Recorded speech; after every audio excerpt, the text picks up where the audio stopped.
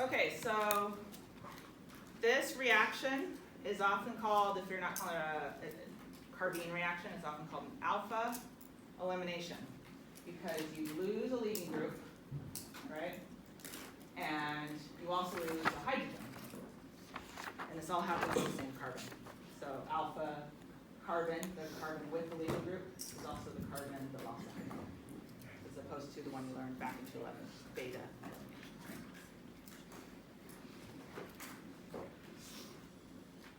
Okay, so if you see a cyclopropane ring, there's only one possibility, right? It's a carbene reaction. Cyclopropane, not epoxide. We've never made a cyclopropane in any way. Just like if you ever see a 6-membered carbon ring, that used to only be possible with Diels-Alder. Now what else could it be? Robinson. But you can tell the difference between Robinson and Diels-Alder because Robinson has, the ketone aldehyde sort of pattern, right? So alpha beta unsaturated carbonyl. So you see a 3-membered carbon ring structure that's new. You know you did a carbene. So you got to look for the patterns to identify. Now that is exam 3 material as far as where I'm going to stop in the reactions because the grub is an important reaction that, not that these aren't, it just takes a little too long to go into the details of it thoroughly enough for you guys to really master it in 2 days. So, whereas the previous material, we're not testing the mechanism at that level. But this would be an example. I took this from an old exam.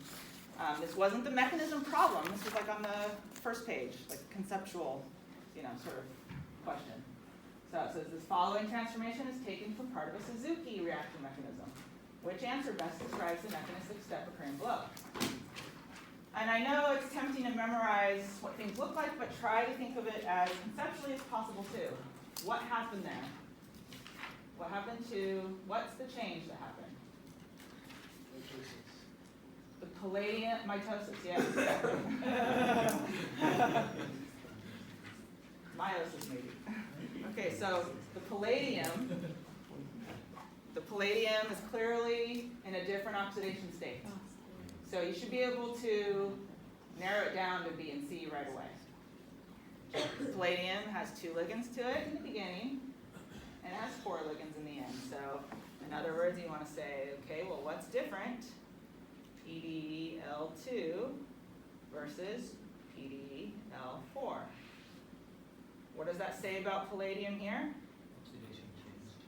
Palladium 2, palladium 2 plus, palladium 4 plus. So what happened?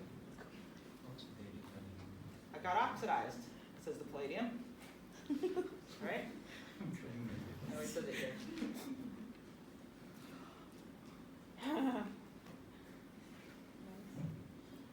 Okay, so you want to think about that as a way to work it out, right? You don't want to torture yourself and try to memorize, specific cases because the structures, the ligands can change. You have to see what is the constant, trying to look for the pattern, right? Okay. So that's the kind of question you want to be comfortable with in terms of these mechanisms. Predict the products. There's plenty of examples of those in the old exams. Just the reagents given you, the starting material. Connect them, know how they would form. So you have to know where they would link. Okay. Now, I know this is going to be tempting to check out now, but please stay with me because Grubs is really fun. Good. It's a good reaction, and I hope you enjoy it. And this is Bob Grubbs from Caltech, so we're going to cover his reaction. And he is still doing lots of work, still doing lots of research. He got his prize pretty young, his Nobel Prize for this work. And he's kind of one of those celebrities that people like to see at the conferences. And he's a neat, down-to-earth guy. He's always talking about camping and that sort of thing. And he's known for developing a powerful carbon-carbon bond forming reaction. So just looking at that catalyst over the arrow, we can see the transition metal is ruthenium. And I will usually, just for the sake of this class, abbreviate this as grubs, as RU, that alkene, and sometimes you will see grubs. But when we're doing the mechanism, we need at least that RU alkene part. Depends on what you're doing. If you're doing the mechanism, you need to know the ruthenium has an alkene attached. The other parts can change. The ligands can change. There's several generations of the grubs catalyst. What else do you need? You've noticed what's happened here. 2 alkenes, and we have R groups that have swapped partners, basically. So if I color code this, see, I call these green, and these are red. Okay, you'll notice that you have them all mixed. You have a red attached to a green, mixed up how the alkenes are attached. So for this class, we will use this as our abbreviation. So you don't have to draw out that piece up there. But occasionally, you might just see grubs also written with it. Like here, this is a more specific example. So how would you apply this template to this example? So we have to identify what's attached where. And notice that I didn't put 2 alkenes there, or did I?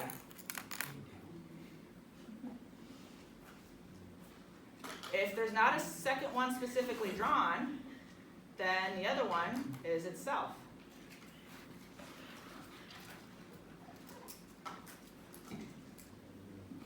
Okay, so it can attach so I'll circle this side, can attach here, and the green can attach here.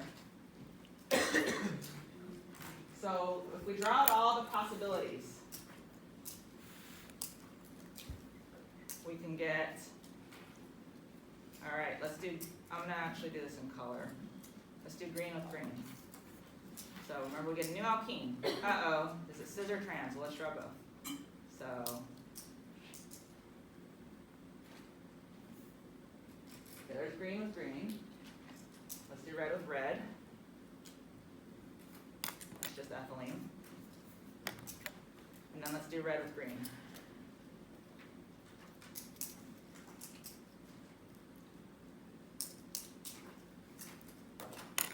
Okay, why did I just do red with green? It's the same thing. I just did that to make a point that it doesn't need to be drawn, just because of the possibility. Because it actually is not a reaction, a net reaction. That's the starting material. So I will X that one out.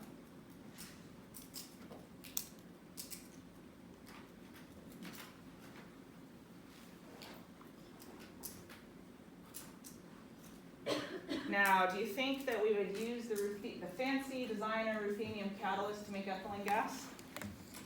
No, that's always a byproduct. That's never the goal. That would be a very expensive way to make ethylene. So these are your true products. So because we get a mixture of cis and trans, you will often see that written with that squiggly or wiggly bond to indicate that it's not one isomer or the other, it's a mixture. So one of the driving forces is in fact that byproduct formation, the ethylene gas.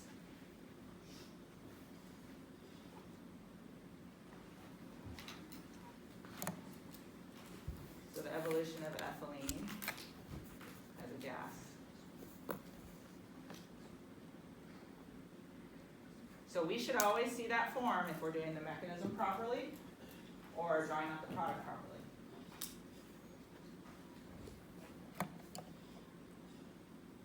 So another useful way to use grubs, aside from coupling two alkenes, is called alkene metathesis. An old word for alkenes is also known as olefin metathesis. I'm going to write that out because we don't always hear those words. Olefin metathesis,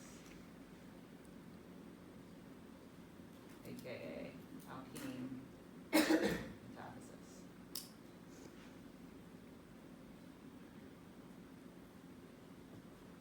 Okay, so we'll get into the reactive catalytic cycle soon, but what we want to do is kind of see the pattern of what's going on. It's also really useful to do an internal grubs. So what I want you to also notice before we move on is what happened here. If we made ethylene gas, which is 2 carbons, what must we notice in our goal product? We have to have lost 2 carbons, right? So if we count here, 1, 2, 3, 4, 5, we would have a total of 10 carbons with both of those alkenes together. However, we have 1, 2, 3, 4, 5, 6, 7, 8. And that's because 9 and 10 are an ethylene. So you have to lose the 2 carbons. So when you're counting carbons, notice that you lost 2 carbons.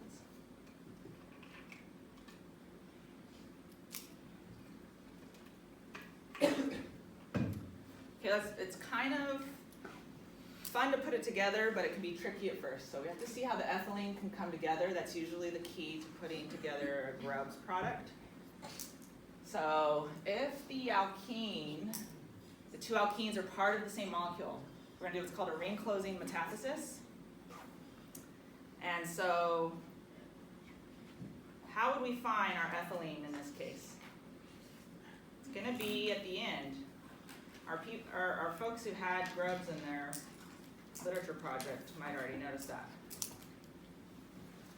There's our ethylene, the 2 end carbons.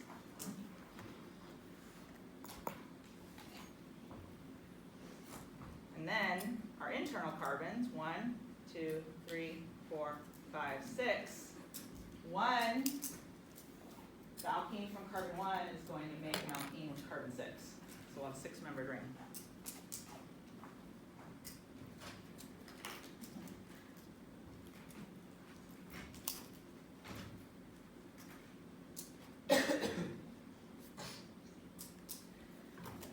Okay, so I do draw that product, that byproduct, just to kind of help clarify if that's what happens. This is called RCM, or ring.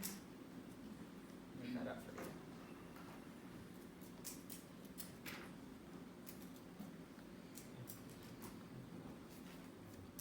Closing metathesis.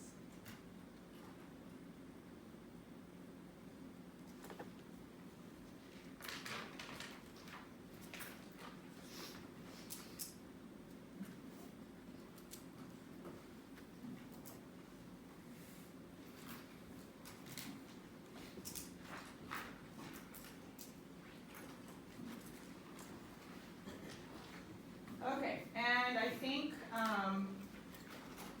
for the sake of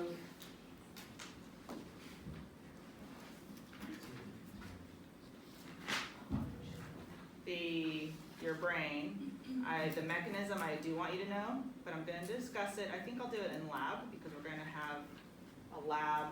I've talked to the lab tech. I'll post the procedure for the lab for you're going to have a shorter pre-lab write-up than you probably expected. So I know you're not thinking about that till after the exam's over, but the Monday lab is going to be some wet lab, so you still need goggles and all that stuff. But I'm also going to do a little bit of workshop and talk about the practical and all that sort of stuff, kind of get you in gear for that. So I intentionally asked her to pick the shortest lab we have. So I also am called into a meeting, so that will have something to do with it. But so just plan to be there on time so that you can be up to speed with everything, so we can all be on the same page. But I think that would be good for me to cover that mechanism with the lab so that we can, I'll save your brain for today because I know it's an important mechanism and I want you to get it. Or I might alternatively record it and share it with you, but I want to move on to at least let you kind of look at how it goes through. I'll post this all because I have to spend a lot of time on the mechanism. And this is Bob Grubbs. He compares it to a dance at one point, but I'm not going to go into that. I'll let you listen to him talk about his. Oh, I am going to go into it. It's fun, but I'm not going to go into it today since I'm not doing the mechanism yet. Let's see if I have the volume up high enough. So good afternoon. So I'll let you hear him talk about it. Okay, so metathesis. What's all of metathesis for the non-chemist? So we'll do a few minutes and then I'll tell you can. Okay. So it turns out that what we do in organic chemistry is we make organic molecules. And organic molecules are made of carbon and hydrogen and lots of other things. And so this crazy reaction, which I first found out about at Stanford. So a group meeting with Jim Coleman, he came back from a consulting trip from Phillips Petroleum and said, I just heard about this really crazy reaction. It takes propylene and turns it into ethylene and 2 butane. So for non-chemists, it's 3 carbons into 2 carbons and 4 carbons. And by that stage, they knew it involved breaking the carbon-carbon double bond. So I had been trained as an organic chemist, and my area of interest was mechanisms, how organic compounds undergo reactions. And in this reaction, we had no idea how it happened. So that night in group meeting, we started talking about the mechanism, we started talking about how the reaction happens. And then when I started my independent career, the first project I worked on was how this reaction proceeded. So I started doing this chemistry just because I couldn't understand it. And so we spent a lot of time working on mechanisms, but then a mechanism was proposed by a Frenchman, Yves Chauvin, who proposed a very interesting complex. So this is a transition metal, and 2 bonds to carbon, and then an R group. So we got blue R groups and red R groups. We'll see what these are later. And so the reaction he proposed went from metal carbon double bond to 4-membered rings. And you see this is now pseudo-symmetrical. So you can cleave this way and go back to starting material. Or if you cleave that way, now you couple a red and blue. And you make a red metal carbon double bond. Now you bring in blue and you keep going and you can make everything shuffled. So that was the deal. And so the key to this then is the metal carbon double bonded species. And so once we knew the mechanism, then we could start to explore it. When we first started working on this, the catalysts were made by mixing a bunch of stuff together. We had no idea what was happening. We had no idea what the complex was, what the mechanism was, what was happening. And so once we had an idea about the mechanism, and we were involved in a lot of the work here, is that we can now start to try to make compounds like that to see if they would work as catalysts. So this is something for the people in the front row. and so it turns out that the Nobel Committee got very excited about this reaction, and they called it a molecular dance. And they even did a dance on the stage apparently. I haven't looked at it. I've been told they got it wrong, but that's okay. So a lot of people did dances, but this one was done by a friend of mine, East van Harbath, in Hungary. And he was approached by national television and said, can you do a demonstration of what this year's Nobel Prize is all about? So he sent me some slides, and then I've got a lousy reproduction. So this is the metal, the lady in black, okay? Double bonded to a carbon, okay? So these are all carbon pieces. So then they proceed, and so now the lady in black and the lady in orange, and so you see these are carbon-carbon double bonds. They're holding 2 hands, okay? So there's blues and there's reds. So now the red has interacted with these, they make a 4-membered ring. So then they just split here. And then they have the lady in black with the red, and now the blue comes in, and you keep doing this, and it makes everything happen, okay? So this maybe will work. Here we go. So this is the lady in black.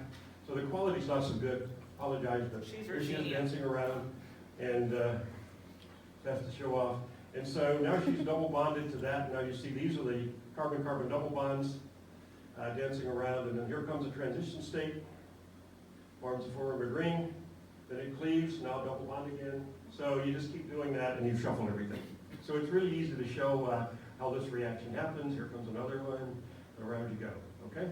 So it's like an American square dance, changing partners. But it turns out the lady in black is always the one who's involved in the thing. So that's the metal complex, and that's the catalyst. So she's always involved, and that's how it happens, okay? So that's the reaction, and you get an idea of how it happens. So the question is, what can you do with this reaction? So if they just made propylene, turned it into ethylene into butene, that wouldn't be very useful.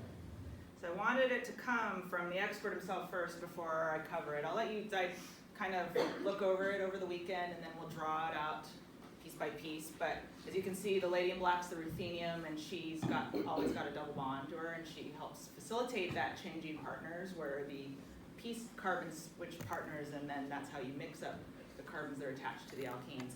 And then it's always regenerated at the end. So a true catalytic cycle will show the original catalyst regenerated.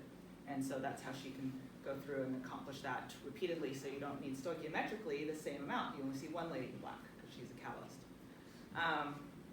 So I'll show that in another depiction later, but I also just wanted to show you one of the applications that I thought was kind of cool, actually a friend of mine that did a postdoc in his group he took a crown ether. This is Stuart Cantrell. He's now the editor of the Nature Journal. He took part of a crown ether. So crown ether would have this close. We studied crown ethers in 211. So crown ether is a ether that has every two carbons has an oxygen interspersed into a ring, and they're very electron rich because they have all these oxygens pointing to the cavity, and they could bind positive species. And so they're often used for cation removal or purification reagents. But he took the precursor to a crown ether with so this is basic classic Grubbs precursor, an alkene ready to do a ring closing metathesis. So you do the ring closing metathesis, notice the wiggly bond. This is all pulled from the paper, so you can see the notation that you see in the scientific journals. And it's actually color coded. It's red to indicate that it's electron rich, just to kind of remind you of what happens next happens. So in the presence of the crown ether that has been formed, you can also put in this electron pore ring. So it's got the ammonium ion. And it's called the magic ring because if you've seen that magic trick the magician does where their two rings end up linked, that's exactly what happens here. And you see that it makes what's called a catenane, where the two rings interlock.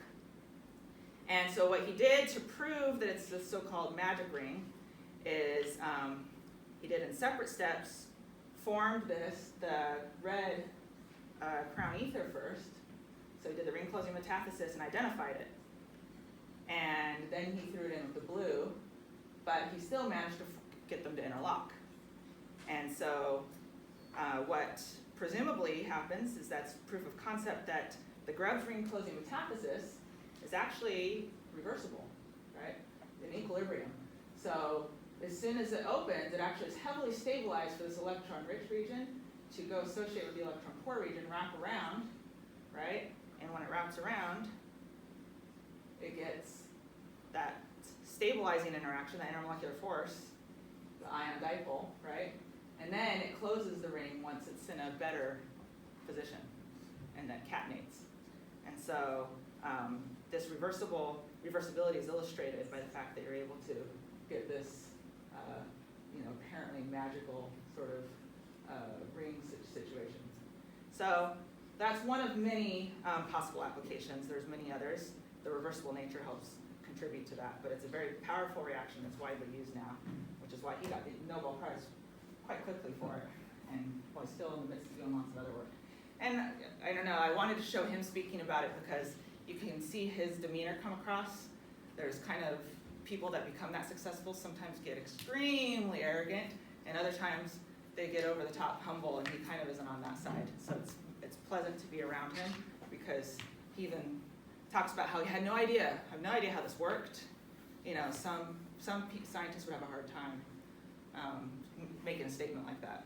So I always think those kinds of, it's kind of refreshing to hear someone that accomplished speak like that.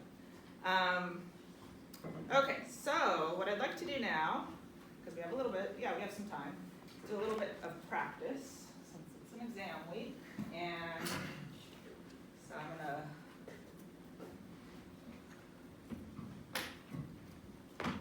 throw up a couple problems from an old exam, and then we'll continue that sort of exercise through workshops. I always feel like our workshops are just short. By the time we're settled, we have an hour, it goes by pretty fast. So I'm going to throw one up for you that's recent stuff. We spent a lot of time on aldols. I'd like to spend more time on amines too, so we'll do some, one of the amine problems workshops is actually part of the tutoring set. It's in your reader. This one's taken from an old exam. It's something we just did today, so you can use your notes. And I'll do one from last week. This is the new chapter. This has deuterium in it.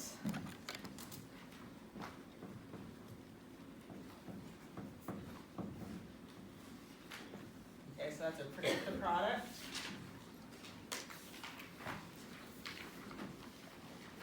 Let's see. Another one here. Looks good. Grows. New grows. That's one you can start on at least. Throw another one on there. That one.